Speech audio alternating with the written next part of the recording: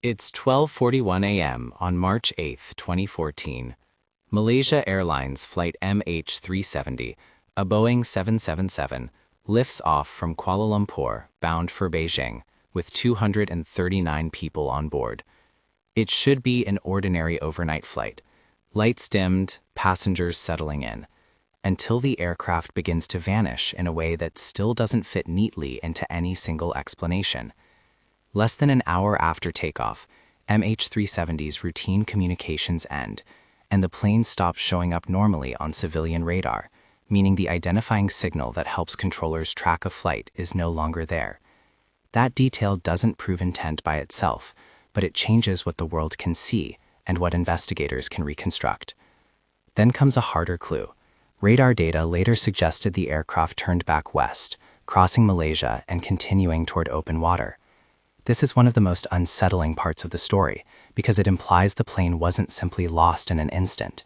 It appears to have remained capable of controlled flight long enough to reverse course and travel far beyond where anyone was looking.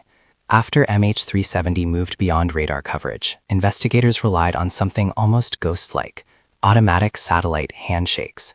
These weren't messages from the crew. They were routine automated signals between the aircraft's satellite system and an Inmarsat satellite network.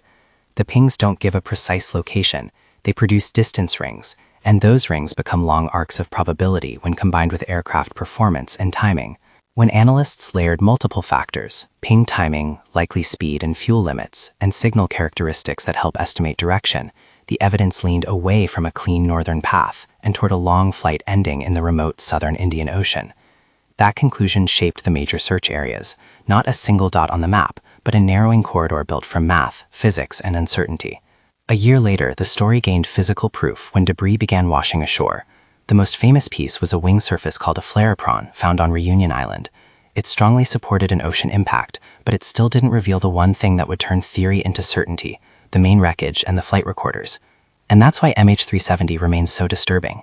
The trail suggests a plane that didn't simply drop, but instead slipped out of view through a sequence of events: communications lost, a route reversal, then hours of flight inferred through satellite signals.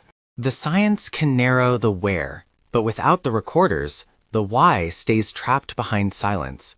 One of the most studied and most unresolved disappearances in aviation history.